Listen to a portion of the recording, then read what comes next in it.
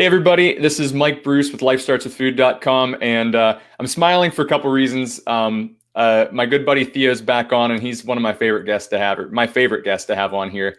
But also, we were just like diving into the topic already, and I just went, wait a minute, we got to hold this off so other people can hear this, because this is already good stuff going on, and it's just the best having him on. So. As I'm looking down at my phone, trying to make sure that we are correctly live. Usually, I already do this as we're going, but so Theo, if you guys want to know more about Theo, you can jump on other previous Facebook lives he's been on with me, and podcasts, whatever you want to call it. You can jump on those from a few months back. We've talked about EMFs and scalar waves and things that I'm really into. And so definitely check those ones out and learn more about Theo and learn more about his backstory, which is a lot of fun for me.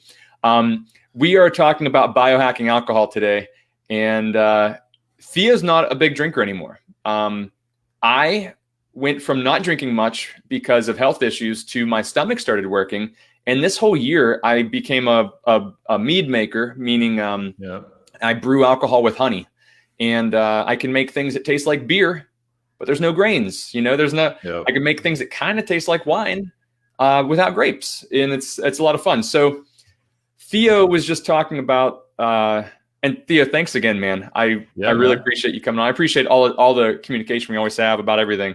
Happy to be on. Yeah. You turned me on to the ozonite supplement. That was quite interesting to research. Yeah. I'm excited. I purchased that. And for anybody, I think, was that a Dave Asprey podcast? I think, yeah. So it's an ozone supplement that I imagine is going to help a lot with one of our techniques for biohacking alcohol. But you know what's great about Dave's podcast is people give him a lot of flack, especially these days, probably just because he got popular and he's more mainstream.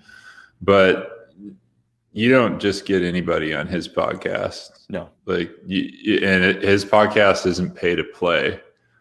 And there's a few of the other popular health podcasts that are 100% pay to play. Yeah. And it's not really disclosed. So, when you listen to someone on Dave's podcast, they've accomplished something, which I've always appreciated. Mm-hmm. Yeah. And that is something really nice. He's definitely gotten salesy and stuff over the years, but he has gotten more. Yeah, that's for sure. But he's running a business.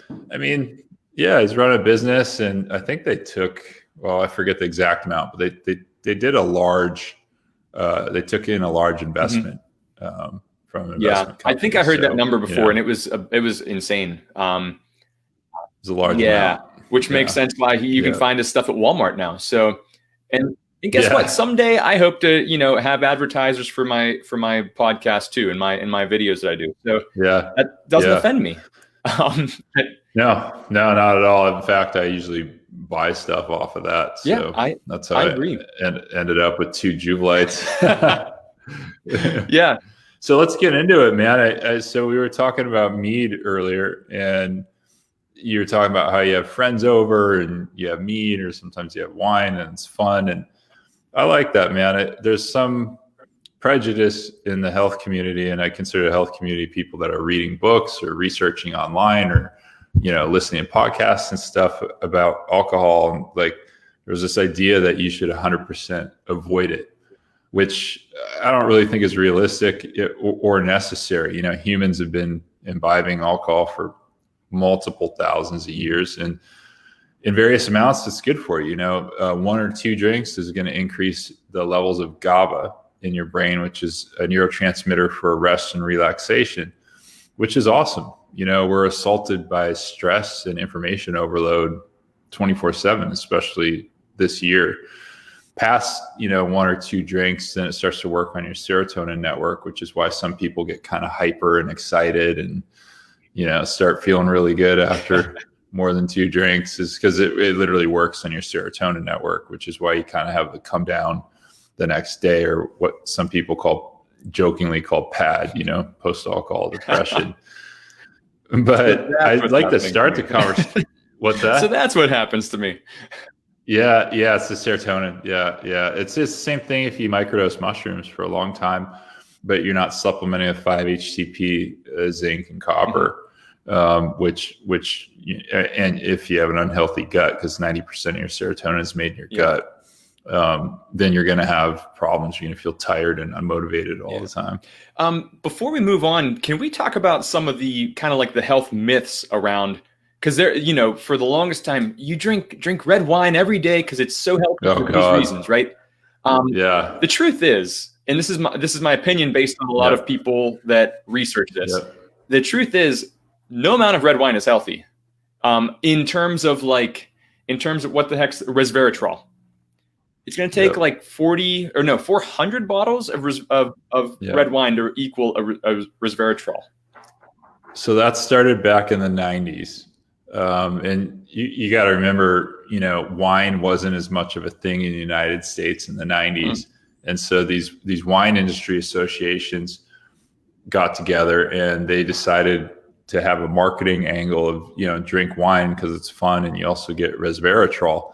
And resveratrol was like the first kind of anti-aging supplement that got a lot of attention nationwide in the US. So that was like the first big one.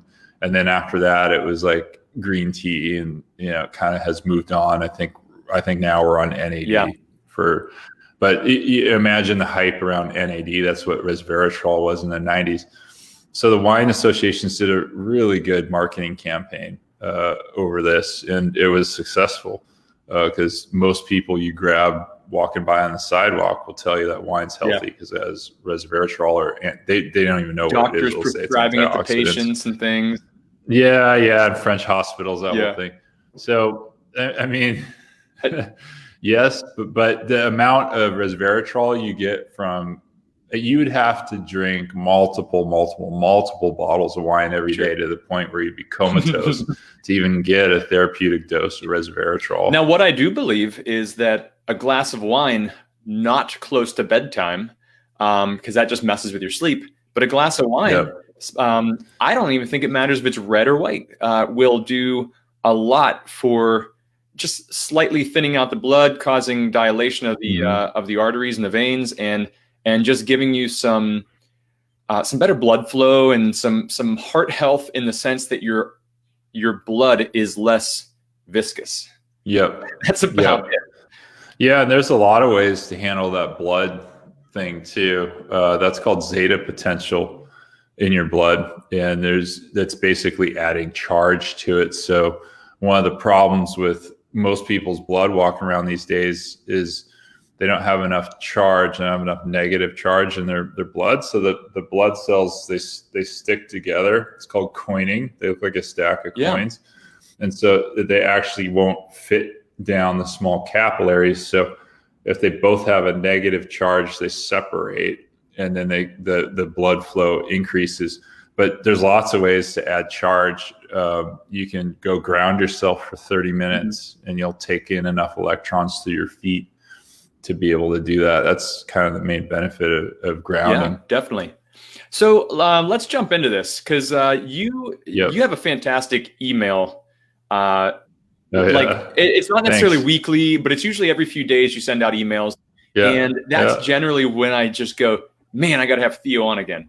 And so this last series of emails has been about essentially biohacking and making alcohol healthier for you, minimizing the damage and improving your fun. That's it. Yeah. Let's get into it, man. So you want to start with like what is it about alcohol you should be most aware of? Just getting started. Yeah. Okay. So the thing about alcohol that most people don't realize is that alcohol itself is estrogenic. So it promotes estrogen in the body.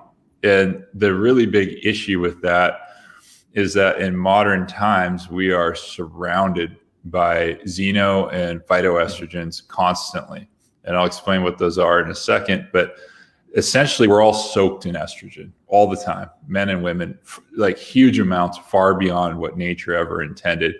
And if you actually look at charts, like an average 20-year-old today will have the same, a 20-year-old male will have less testosterone than a 50-year-old male in 1950s. Wow.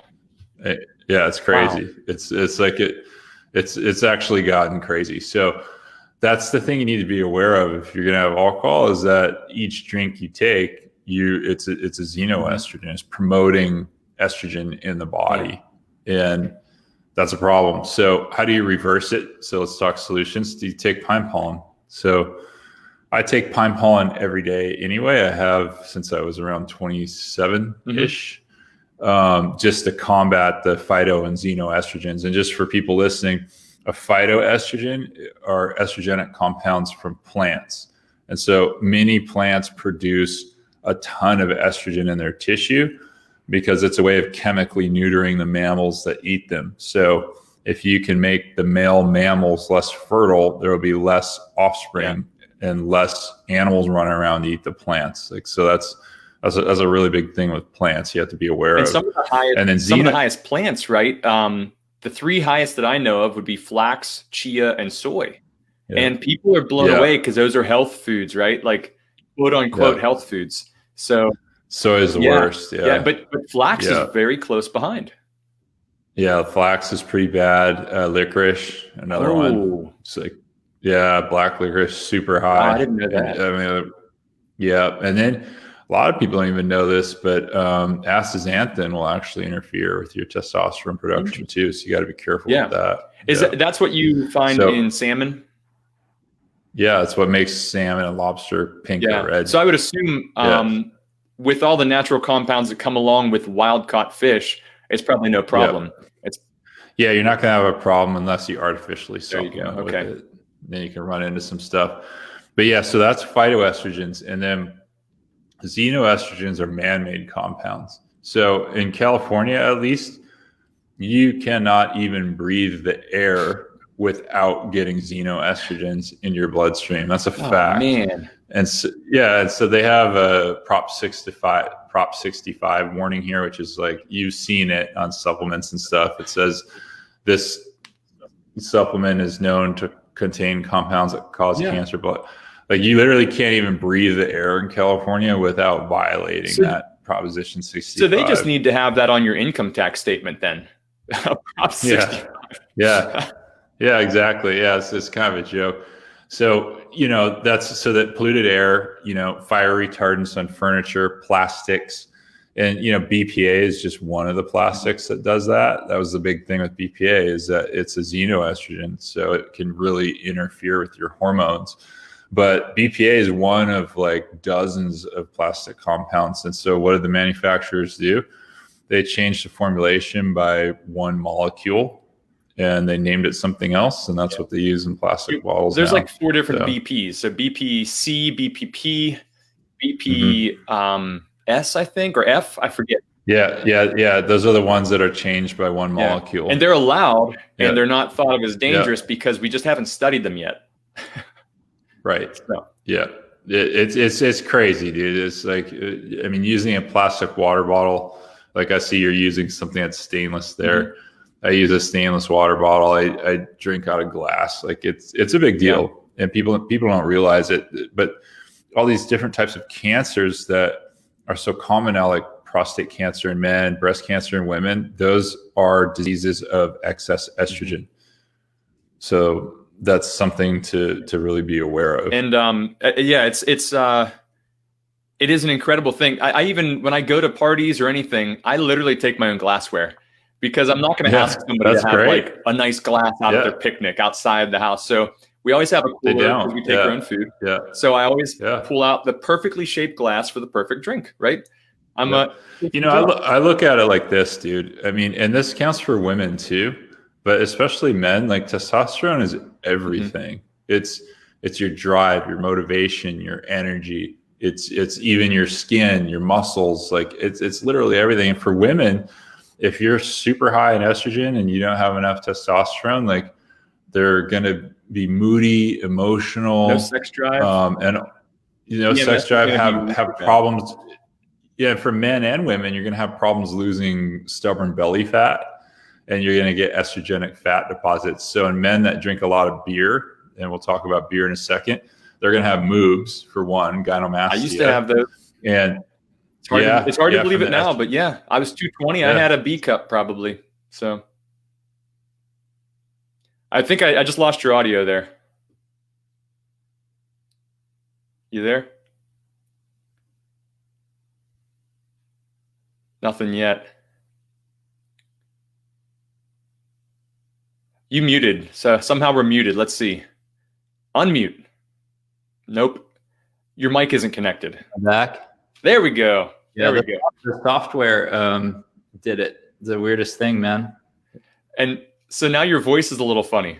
Is it terrible? It's just higher. You sound like you're on estrogen. Really? Yeah, you sound like you have helium. I wonder if it's the internet connection here or a hardware problem. I typically don't have a problem with this one. Let me check the settings. Yeah, that's no worries at all. It's kind of funny. I mean, because you got a deep, manly voice and just went a touch higher, like an octave higher. Right. Let's see. What about this? It's all the same. So I people at least enjoy this. So this is weird. I'm hearing myself back in the speakers here, and it sounds normal. Yeah, it's no worries. Let's keep going because I don't think it'll. It's not that bad. It's not. If somebody tunes in right now, they just won't even notice.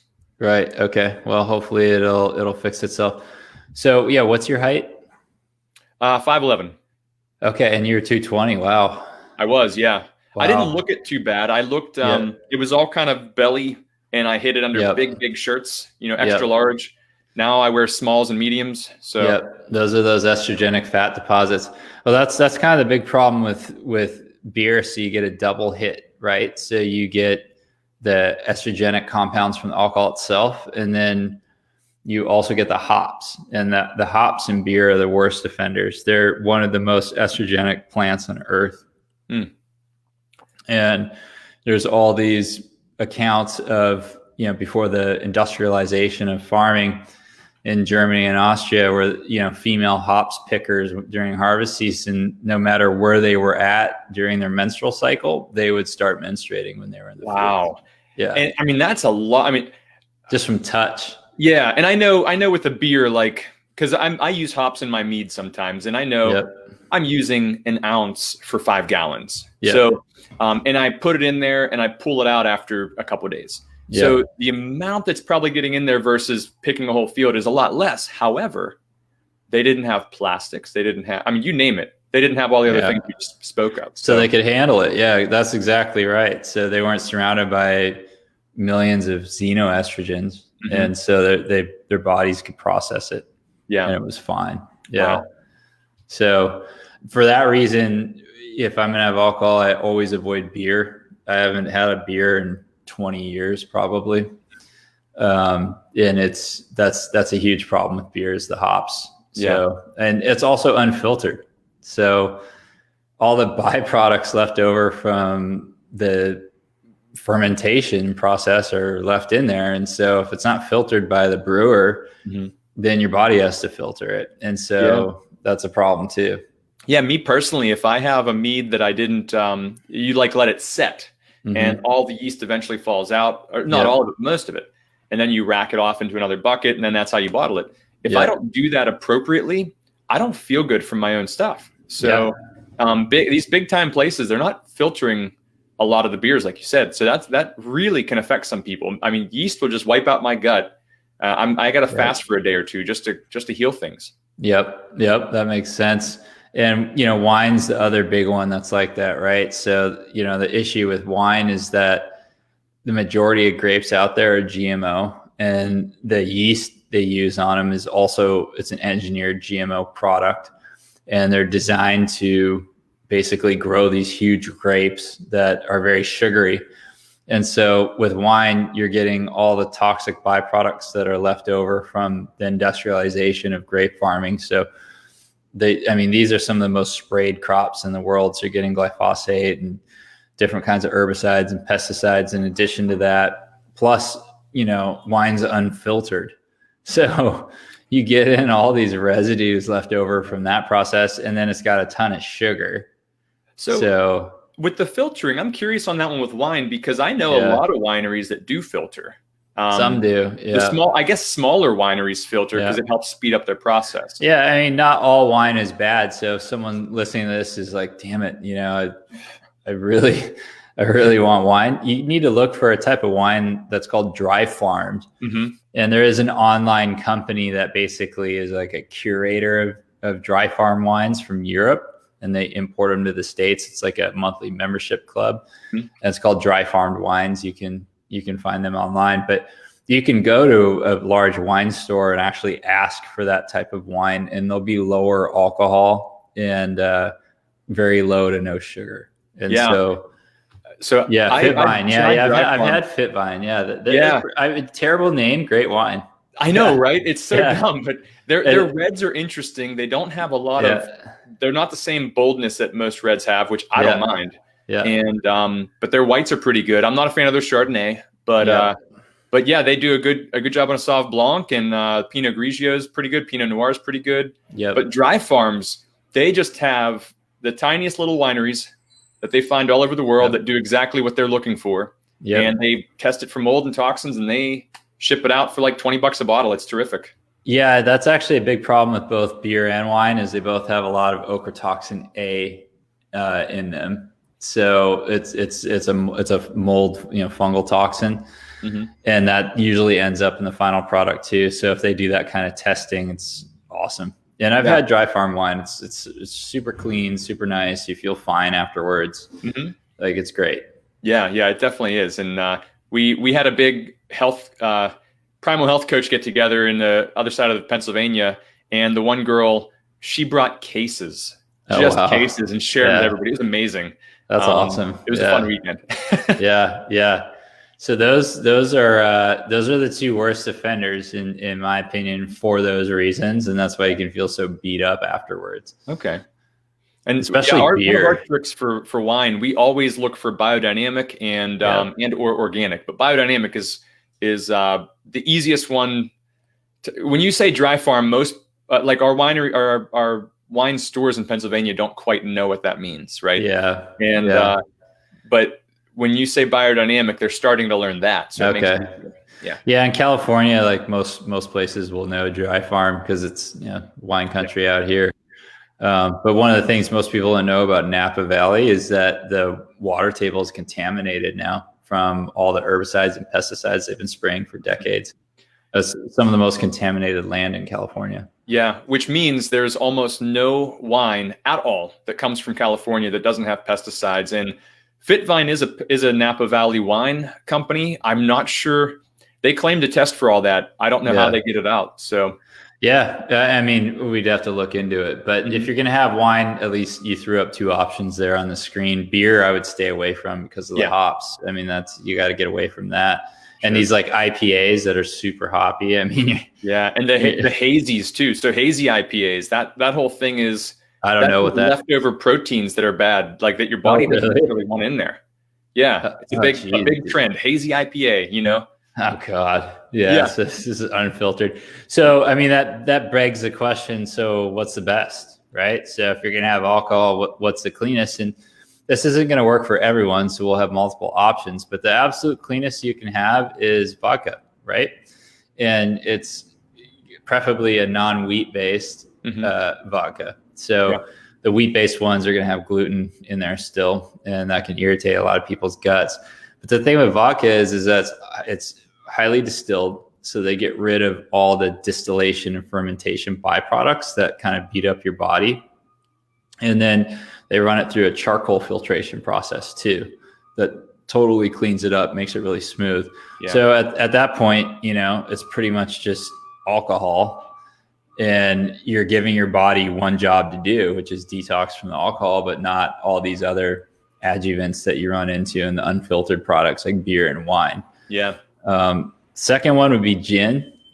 And, gin years ago, it used to be medicinal. It was like an herbal tincture made from juniper berries. And junipers do have a lot of antioxidants in it. In modern gin, probably not so much, but, gin's basically, it's kind of like vodka.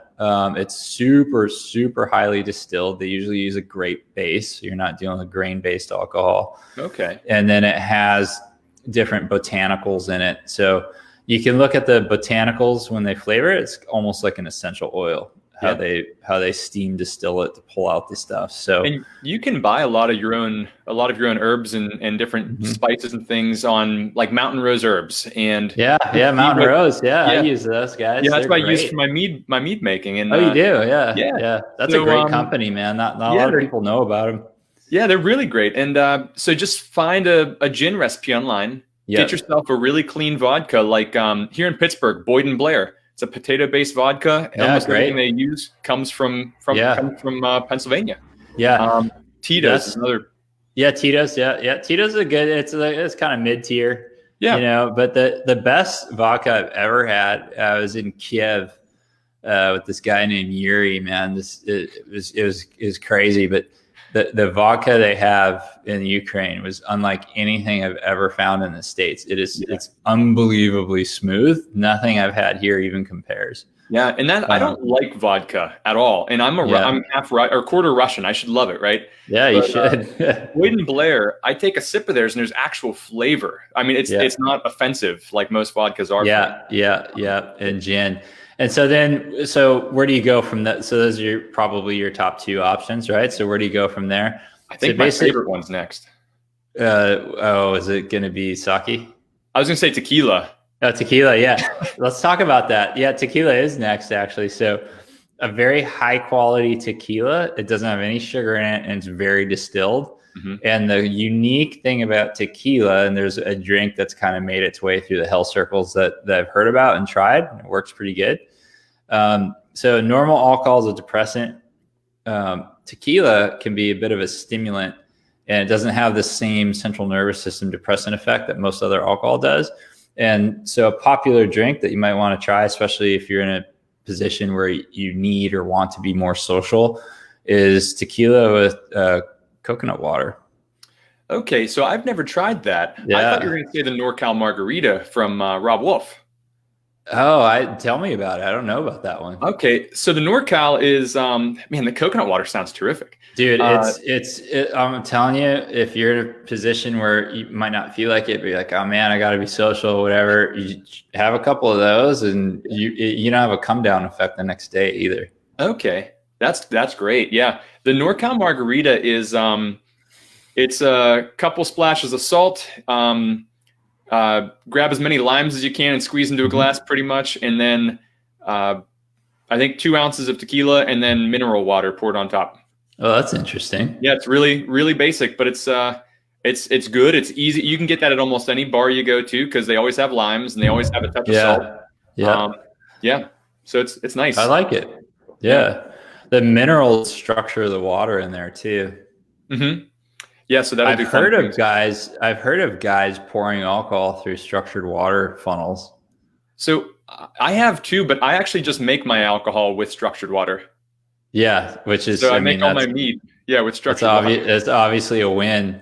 I've tried it. So I have a Natural Action Technologies funnel. Yeah, and I've literally poured hard kombucha through there just to see, and then maybe it was psychophysiological, but I do feel like it smoothed it out a lot. I do think so. Yeah. I mean, it changes the water. I can take water from before my filter and after the structured filter, which does not filter at all. It's just a structuring unit. So I can take it before and after, and it's got a different taste. There's a story, I think it's from Ben Greenfield's dad, Gary Greenfield. He has a company that makes structured water devices. And one of the testimonials on the portable one that he makes was basically a bunch of guys going to a bachelor party and they poured 100% of the alcohol they had through it and nobody was hungover. So, I mean, it's a testimonial, it's anecdotal, but what the heck? Yeah, that's the unit that I have, not the small unit, but his large structure unit is what I have. So, oh, you have Gary Greenfield stuff? Okay. Yeah, I haven't tried any of his. I have a lot of Natural Action Technologies and a lot of UMH from Austria.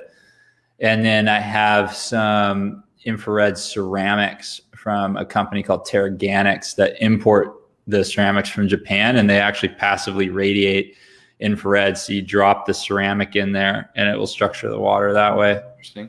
Yeah. So I've interviewed Gary before a while back. So you'll have to shoot back, I don't know, probably like 5 months and check that one out. He's interesting. He's really interesting. That's cool. Yeah, no, I dig it, man. He used to be into coffee, I think, and that's how he got into water Yeah. when he was making coffee. Yeah. So all right. So we got vodka, we got gin, we did high quality tequila. You know, we're not talking Jose Cuervo here.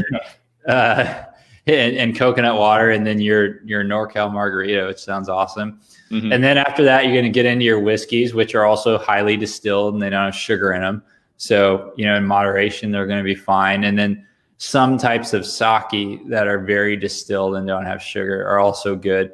After that, it goes downhill pretty quick because then you're getting into your liqueurs, which typically have a lot of sugar in them.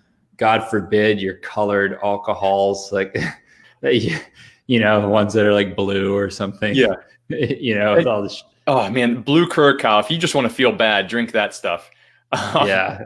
Or the street wines that they sell. Have you heard of those? No.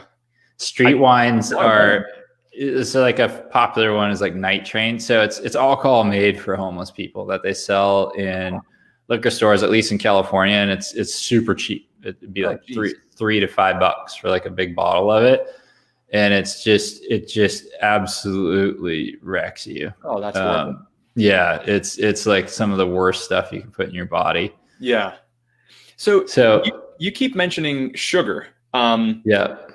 Aside from just sugar not being great for us, what's the problem with having sugar and alcohol together? Spikes your insulin, and it has a concomitant effect with the alcohol, where it basically. My understanding is, and like, you know, we'd have to dig up the study on this, but it basically floods your cells with alcohol really quickly.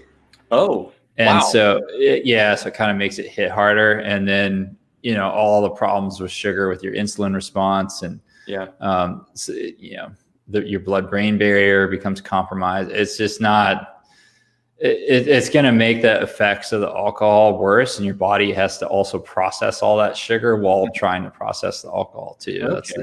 That's the issue. Speaking of hard kombucha, which is kind of a big thing now, at least in California, hard kombucha is awesome. Like, I look at it as something kind of like mead, except the problem is like most of them contain a lot of sugar, and even if they say all organic, but there's a company from Ojai, they're called Flying Embers.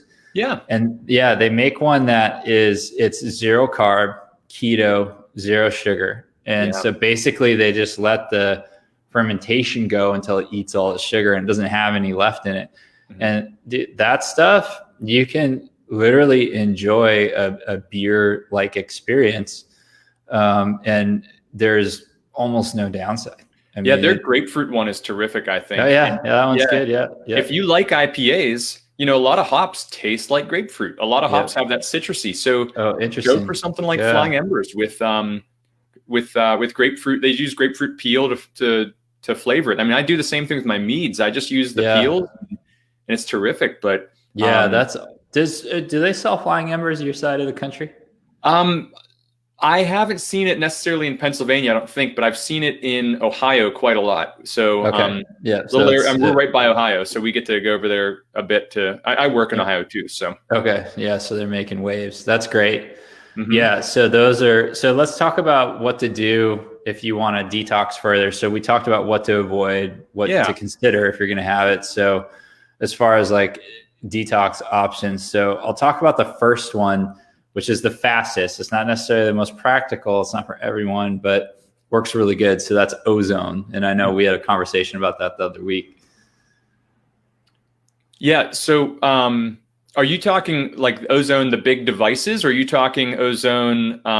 Is there different ways to supplement ozone aside from a large actual machine? There are. So my experience, I'm talking about a machine, but the machine is like this. Okay. It's like less than the size of, it's like half the size of a cereal box. And that's the soda machine you use, huh? Soda, yeah, a great company.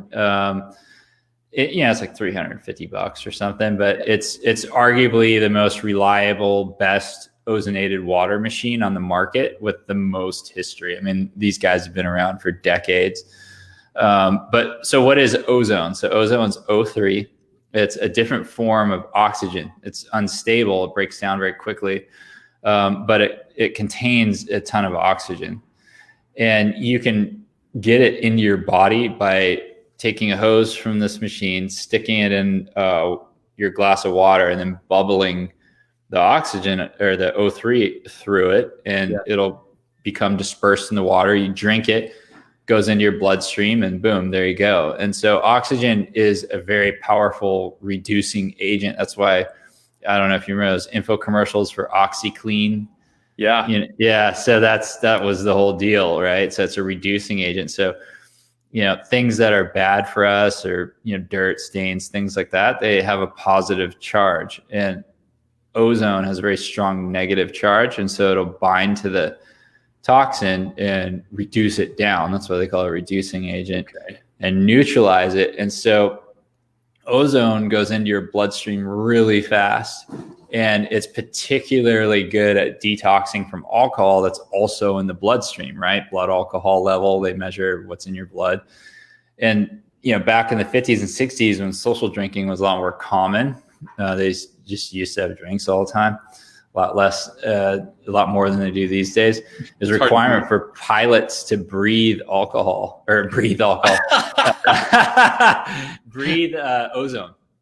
So, I've met a few pilots that breathe alcohol. Yeah, so they breathed for 10 minutes before they flew. There was like required for them to breathe oxygen, because that would reduce down any alcohol in their bloodstream, make them more alert. And so I've actually tested this, and come home and had some alcohol in my system, and threw the hose in there and had made a couple glasses and bubbled it up, had it, and it's like that instantly sobers you up. Yeah. Zero effects the next day. It's super fast. And so if this is an issue someone's dealing with, they like their drinks, but they don't like waking up feeling bad, they're typically home every night, I would for sure invest in one of these machines. Yeah. What and this I have no idea what would happen, or even if you would know what would happen. What if you ozonate your cocktails or your drink, your wine? It would reduce down the stuff in there. So So it would neutralize the toxins and the alcohol in there, so you wouldn't be drinking anything by that point. It does have a little bit of a flavor it puts off too, doesn't it? Like that ozone you smell. Yeah, some people say it tastes swampy. Okay. Like a kind of a swamp, but like I never really noticed that much. I like it personally. Yeah. So ozonated water machine, SOTA Instruments, they're a Canadian company.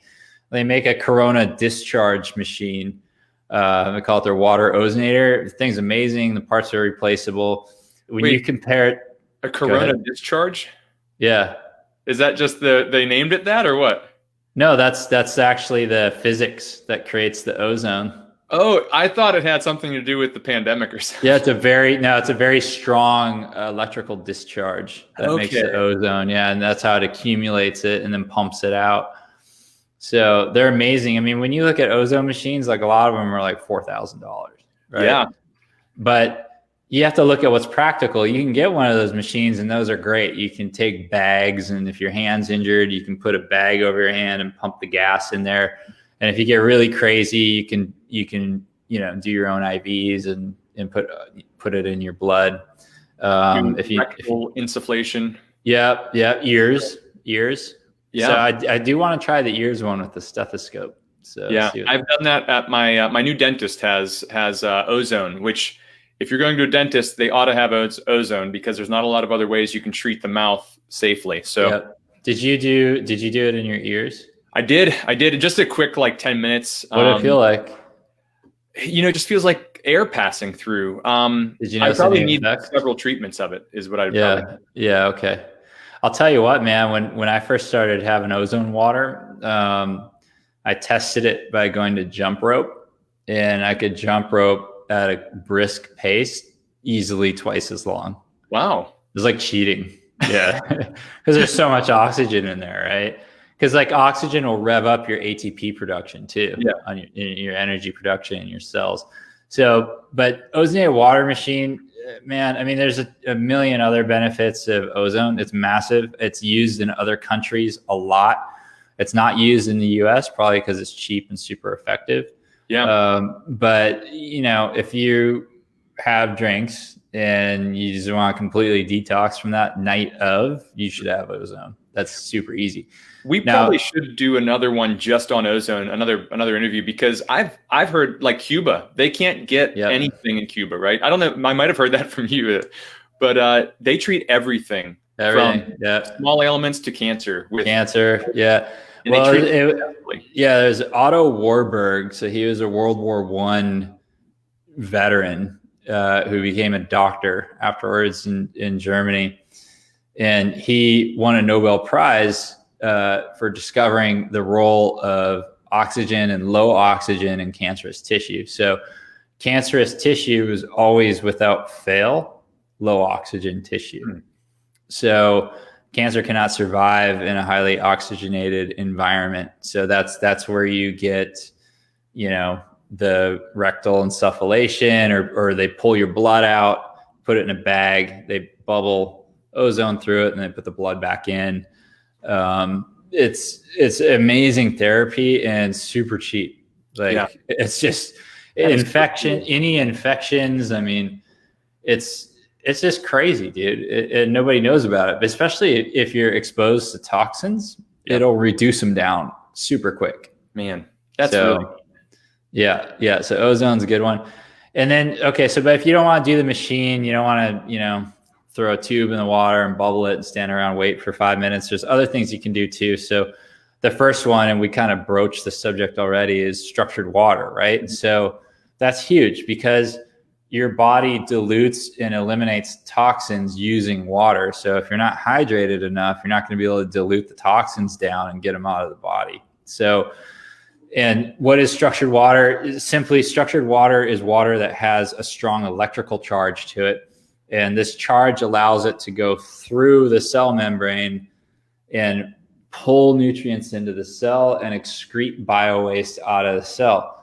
If water lacks the proper charge, you can't get it through the cell membrane into the cell and then out again.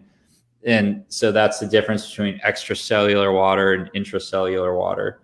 And how do you do this? What's a practical way to do this? Get some Celtic sea salt. That's a brand. It's not, it's a type, but it's a brand. You want to get that brand, Celtic sea salt, and throw some in a packet, carry it with you. And then every other drink, roughly, you should be having a glass of water and take a pinch of that salt, drop it in there, stir it in. It'll structure the water. It'll add negative charge to it, and just drink that. And if you do that, you're 80 to 90% ahead of the game. You're going to be fine. I carry around a little thing of Celtic salt everywhere I go. Yeah. I'm like looking around. I'm in my office. I never have it in here, but I have it in my car. I have it in my book bag for work. My wife always has it in her purse. We always have Celtic sea salt with us. It's no brainer, man. Some people like Concentrace, and Concentrace is a brand that'll help too. I find that it doesn't travel as well. So the little cap breaks off and it's heavier, it's a little bulkier. So I just use the Celtic salt. Another one, Redmond real salt, that could also work. I'm not sure how it compares to Celtic sea salt for structuring, but I know it's very similar in its makeup, just different color. But you can buy those in little travel containers. I haven't tried Redmond's, but it's terrific. I mean, it's good stuff. I'll have to try that. Yeah, I'm a big salt fan. If the Celtic doesn't taste good to me, the Redmond does, and vice versa. So listen to your body. Literally, if salt stops tasting good for you, switch up your salt. Yep. That's interesting. There used to be these mineral testing kits. They were really big in the 70s, and I think they're still around, where you could test. So instead of getting blood and hair tests and saliva tests and all this stuff they send to a lab, they literally would have these tiny little pipettes with different minerals on them, and you drop them on your tongue. And if they tasted really bad and bitter, you didn't need it. But if it tasted really good, then you needed the mineral, and that's how they used to be able to do it. Yeah. We have a phosphorus supplement at the office, and people hate it. And when I first started using it, the doc was like, just, mix that in water, and I'm already squirting it in my mouth. Yeah, because you needed it. What are you doing? Yeah. Man, this is terrific. Yeah, because you needed it. Silica, another one. That's why some of the NBA teams, they have it in their contract. They have to drink Fiji water because it has silica in it. Yeah. That's interesting. Silica is good for detox. Yeah. So, no, it's pretty wild. Yeah. So yeah, structured water. Yeah, structured water. So simple. You don't need that $900 structuring unit. You're not No. going to get the same amount of structure, but you're going to get a good amount of structure from just you get it done. Yeah, you'll get it. You'll get the water into the cell, which is what needs to detox and osmotic pressure. Yep. And then after that, vitamin C. So vitamin C is wildly misunderstood. People think it's just for immune and all that, but vitamin C is a very strong antitoxin. Mm-hmm. And that's where vitamin C's magic really shines, is that it's an acute antitoxin. So people have used vitamin C to detox from rattlesnake bites, like DDT, lead. I mean, and this is in medical literature. You can go to the Journal of Orthomolecular Medicine and look at all these use cases. It's pretty wild. And that is actually how vitamin C works with many different types of sicknesses, is that it detoxes people quickly. So I think some people watching know of Abel James, the fat burning man. And he just had a black widow bite recently. And I'm pretty sure he did some high dose vitamin C. He did, I'm trying to think what the other thing was. Red light. He used a red light device to help out with removing toxins and a couple other things. But that's fascinating. Yeah. It's a super strong antitoxin. It works similar to ozone, actually. So vitamin C has a very, very strong negative electrical charge, and toxins tend to have a positive one. So it'll go into your bloodstream, it'll latch onto stuff and neutralize it, so your detox pathways can eliminate it. What people run into with vitamin C when they try to use it over alcohol is they dose too little. So 1,000, 2,000 milligrams, it's not going to cut it. It's not nearly enough. So what you want to do is get some ascorbic acid powder, which you can find pretty much. Well, there's still a supply chain issue, but it's out there. And you want to take like 5,000 milligrams. Yeah, at least. And if you've had a big night, it should be around 8 or 10,000 milligrams. Do you take that all at once, or do you kind of break it up over an hour or two period? No, take it all at once. Oh man. Yeah. So the more toxic your body is, the more stuff you've got going on in your bloodstream, the more you can take in. Okay. So most people that have had a few drinks, especially if they're mixed drinks, you're going to need, 5 to 10,000, no problem. I take 4 to 5,000 a day every day. Now, one of the things that you do, and we've not talked about it on here before, I don't think, but you walk people through a vitamin C flush, and you and I did that recently.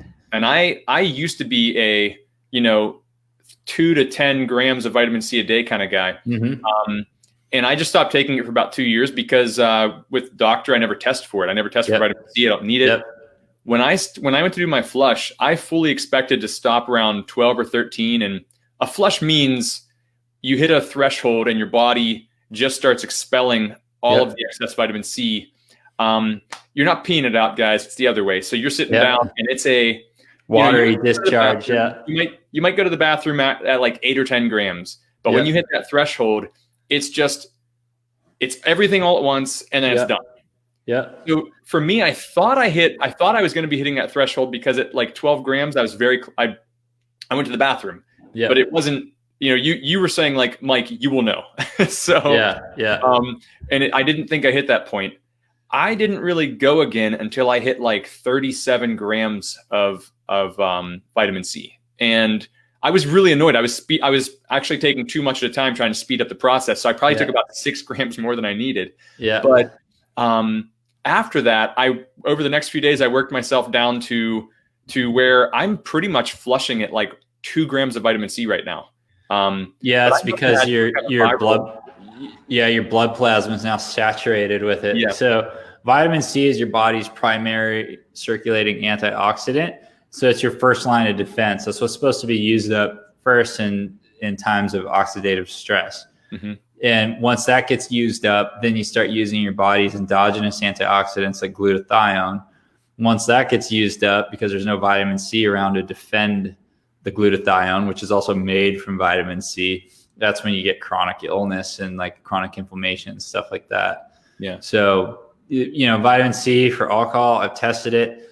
You're going to need 5 to 10,000 milligrams easy. And if you've had a big night, easily 15 to 20,000. Yeah. Wow. And it eats, and you won't flush. Yeah. And so that's the worst that happens, guys. If you overdo it on vitamin C, you just go to the bathroom. And yeah, because it's water soluble. Yeah. So once you're saturated, your body says, okay, cool, I've had enough. Boom. You're on the toilet. It's watery discharge. You're done. It's like, it's one and done. It's short, sharp, quick. So what I typically do is I just combine vitamin C with some of these other therapies. So the next one that people can use if they don't want to bother with the vitamin C thing is they can get a supplement called NAC, N-acetylcysteine. And that's a big one, and it works actually quite well. I've tested this. Natural Stacks used to make a supplement that had it, but there are still a few around. But you can get just pure NAC and take that, or you can get kind of a blended one. And what NAC does is it reduces the amount of acetaldehyde, which is like the toxic byproduct of processing alcohol, right? So the vitamin C will go in your body and it'll actively neutralize what's in your bloodstream, as well as kind of help your liver out, where the NAC will help with the toxic byproduct of the metabolization of the alcohol. Okay. And I have heard recently that they're trying to make it they're trying to make it a prescription only supplement now, because people have recommended it for the use of upper respiratory and viral issues. So now they're trying to really crack down on something that is just a supplement. Really? Well, yeah. I mean, they've been trying stuff like that for years. I mean, they're cracking down on vitamin C right now because it's used like in other countries to treat, something we won't mention because I'm assuming this is going on Facebook, but sure. but NAC works super well. The trick is the timing. You have to take it before you start. Okay. And worst case scenario, you have to take it after the first drink.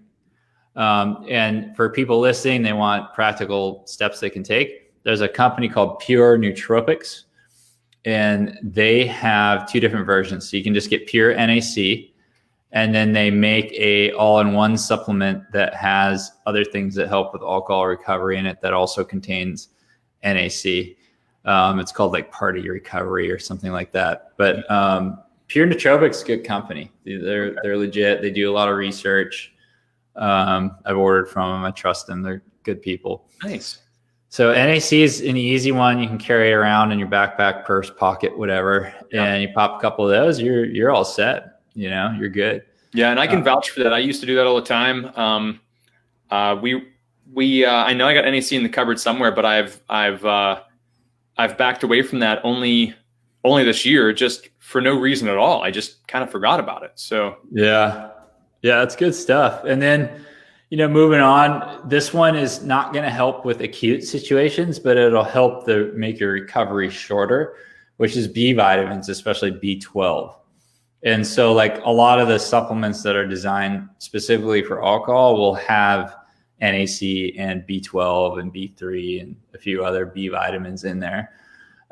Interesting thing about B vitamins is they reduce your craving for alcohol. So Bill Wilson, after he founded, so Bill Wilson's the founder of AA, Alcoholics Anonymous.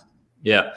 And later in life, after he founded AA, he started following Weston A. Price and kind of got into that whole thing. And then he found out that high doses of B vitamins, especially B12, would literally cure or greatly reduce alcohol cravings, super, super quickly.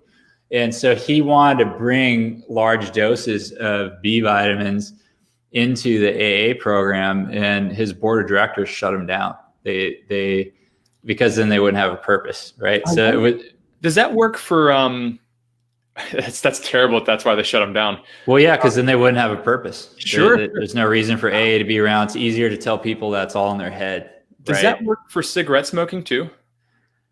No, but I did. I did have a very interesting conversation with somebody who emailed me back one of my newsletters, who I've worked with. I interviewed her for my summit, Holland Franklin, and she's like a homeopathic expert.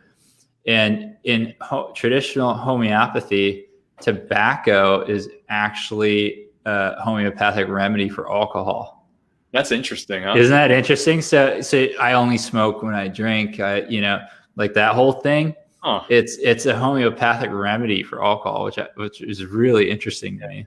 The reason I was wondering is because my brother, he used to smoke, and he was hypnotized, and boom, just wiped it out. Yeah. But he also was given a supplement whenever he went through that program too, and I thought it was B vitamins, but it could be. I mean, B vitamins treat a lot of cognitive stuff. Sure. And so then, like schizophrenia, you can do massive doses of B3 niacin, and it fixes it. Yeah.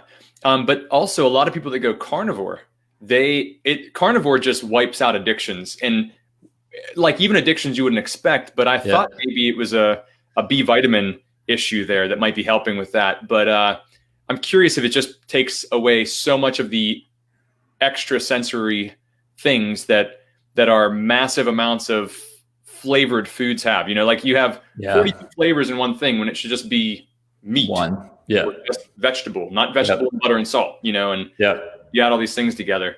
Totally agree. Yeah. It's, I mean, it's gotten crazy what the food industry's done.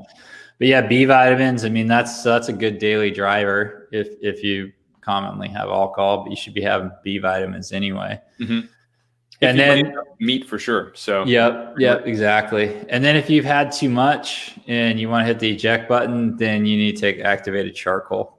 Yeah. Yep.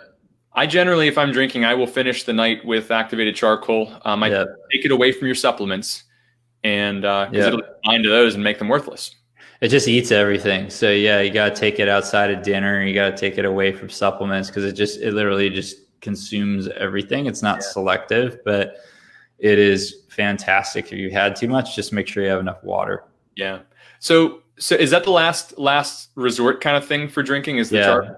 Okay. Yeah. Because charcoal is pretty aggressive in the body, man. It's a lot, and it soaks up a ton of water. So you better drink it with a ton of water too. Okay. Yeah. And most of us don't drink that much water when we're drinking anyways, we just let ourselves dehydrate on top of things already. Yeah. But if you don't have an ozonated water machine, you don't have vitamin C, you're not running around with B vitamins or NAC, you can find activated charcoal pretty much anywhere. And you could take 4 of those things, pound a ton of water, and you're pretty much going to be fine. Yeah. We used to buy, the really expensive brand of activated charcoal, and we realized there's a brand on Amazon. It's just, I think it's black with gold or yellow kind of lettering on it, which is, I mean, there's like 2 or 3 like that, but they're all, you kind of want them made out of coconuts mostly, but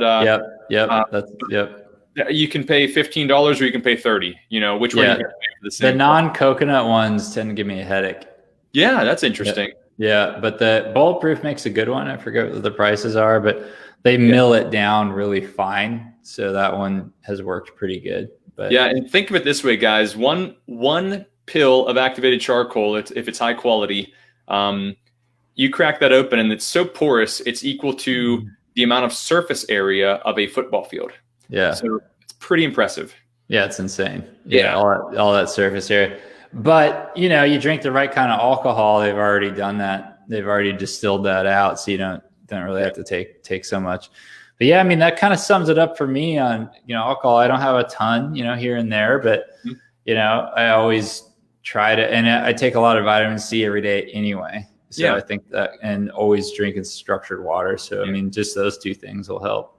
And I've noticed for me personally, hydrogen water really does a lot for me too. And that's, you've really taught me a lot about how important hydrogen water is, which is really cool. So that's a daily supplement for me now too. But so let's do a quick rundown. We started out with ozone, which is, that might be out of reach for some people because it's a device you have to buy for now. That would be the fastest. Yeah, it's the fastest. I'll let you guys know what happens with the supplements that I found from Dave Asprey's podcast because they're very interesting. They actually, no ozone left in it. It's the ozonite that is the downstream effect in the body. Signaling molecule. Yeah. Yeah. So ozone and then vitamin C. Yep. And then from there we have the NAC. Yep. Before you drink, plus some B vitamins, specifically B12 to help out because alcohol depletes the B vitamins in the body. Correct. And then from there, obviously, we already said vitamin C. From there, what else was it? Just activated charcoal? Activated charcoal if you've had too much.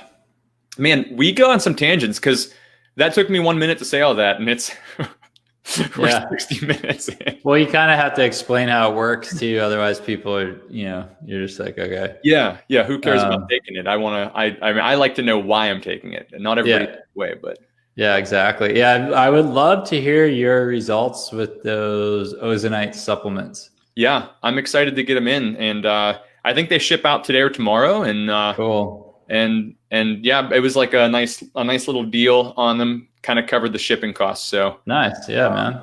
Yeah, but so I always like to show everybody where people can find you, and you are such an interesting guy online because you're almost invisible online. Yeah, but I'm not on social media. Yeah, but you make your living online. That's what cracks me up. Yeah. So, well, I'm mainly I'm an email newsletter guy. Yeah. So the Burnout Summit, that's one option. If people want to check out the vitamin C thing, they can go to purevitamincflush.com. Let me put that up too. I didn't. That's another one. Yeah, but I mean that's by design, right? So I don't want to be in people's faces if they want this information. Try a www. There we go. So I think that's something with the domain registrar. Yeah, there you go. So that's like I still am running that free offer. So it's very worth it.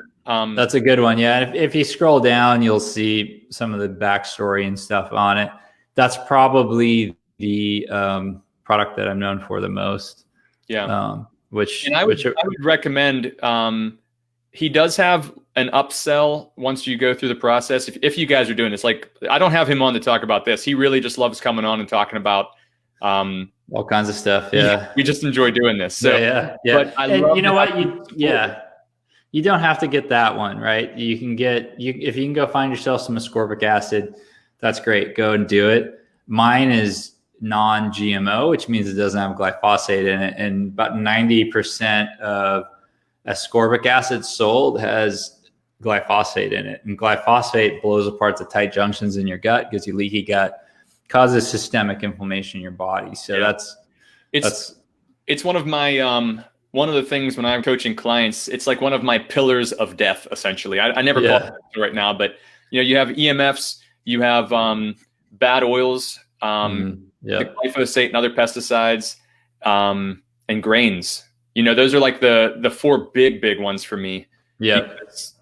My goodness. And that also covers us just drinking disgusting water because all of those things are water. So, well, I mean, and one thing that I recently heard about, which I didn't even know about, but Sally Fallon Morell has been mentioning it for some time now, especially in Europe where biodiesel is a big thing. Oh man. They've been making a big push for biodiesel. Well, most biodiesel is made from soy. Soy is one of the most GMO glyphosate sprayed crops in the world. And so the glyphosate toxin persists in the biodiesel and gets excreted in the exhaust. And so people are breathing this stuff in and getting a massive toxic load. Yeah. And so toxic load makes us more susceptible to viruses. And guess what place in the world has the highest amount of biodiesel being used? You know this one. Yeah. Right? I was like, you say it. Yeah. Northern Italy. Yep. What happened in Northern Italy, guys? Yeah, so, we better be careful, man. The sensors will be I'm pushing it. They'll be coming down on this. But yeah, I mean, viruses are the cleanup crew, right? And viruses are exosomes, which most people don't even know about. Yeah. But they're the expressions of a poison cell. And I think the person who is the best to read about this is Dr. Thomas Cowan. And I would consider him the expert if people want to look into that a little bit more. He and Sally Fallon just wrote a book about that. And I won't even get the name on here, but Sally Fallon is Sally Fallon Morell is the head of the Weston A. Price Foundation. And we have a very incredible stance on this entire thing we're going through. That, most people would never believe that a health company that is so large as them, that an organization would have the stance they do Yeah, I mean, it was hard for me to get that book. It's banned on Amazon. It's banned on Barnes and Noble. You have to order it directly from the publisher, and it's just it doesn't make sense, man. I mean, banning books? Like, are you serious? Like, this is, what are we, Germany or something? What are they so? What are they so? Old school Germany. What are they so afraid of? Like, Yeah. if they're right, then why do you feel the need to ban books? You should just rest assured that your information and your position is correct.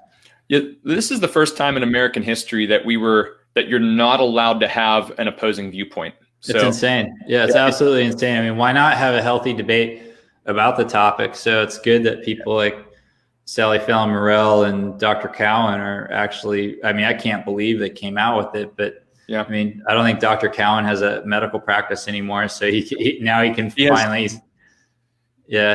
say what he wants. Yeah. He has terrible threats to his life and everything else just because of an opinion that he has researched and believes and explains to people why. He doesn't push it, and none of you know what we're talking about totally. So just go on the Weston A. Price Foundation. My friend Hilda, who's been on here before, the Wise Traditions podcast. You will find out everything we're talking about. Just a great podcast. Yeah. Just from the last couple shows. But back with the alcohol stuff, my good friend Julia, she's reached out, and I know she likes to have a drink or two. She's one of my neighbors, and nice. And so she's happy to get this information too. She's terrific. So cool, man. Well, yeah, I think that kind of wraps up. Anything else you want to cover? Well, I mean, everything, right? So but I'll let everybody get back to work, and I'll let you go as well. So yeah, everybody check out Theo's stuff. Support him for all the amazing information he gives us. And jump on his email. You literally just by going to the Burnout Summit, you sign up for some free emails and or sign up for some free videos. And that'll come through. Yeah, then you get on the list. Yeah. And so here's the thing: he does push products, not push, but he sends out like 5 or 6 emails of just great information. And then every once in a while, he'll send out an email about a product that I would assume is an affiliate link or something. I don't know. They're my own. Yeah. I mean, 80% of the email newsletters I send out are content. And I try to explore subjects that not a lot of other people are. Yeah. And then every once in a while I'll mention, like the vitamin C flush or something like that. And the best part is I've met people other places that have become friends. And like, I don't even know how, but they got on your email list. I have other friends that like I've met throughout the country that are on your email list, and it cracks me up. Oh, that's funny. I love sharing you with people too, because I learn so much from you. So that's cool, man. No, I appreciate it. Yeah, it's a topic I'm passionate about, man. I mean, you can't put a price on feeling better. Yeah, I agree. Energy's everything, man. That's it. I totally agree with that. So, well, everybody, thank you so much. If you're looking for any kind of health coaching, if I resonate with you, if the information I have or my personality resonates with you, let me know. I do paleo, primal, keto, carnivore type things. Whatever works for the person is what I try to work out. If you're vegan or vegetarian, I cannot help you. I just don't believe in it. So with that said, I'm also, I can never go more than an hour without saying this. If you want a guy who believes in all these things that also loves Jesus, I'm your guy. So I bring the Bible in as much as I can. So with that, guys, have a great day. And Theo, thank you so much. You bet.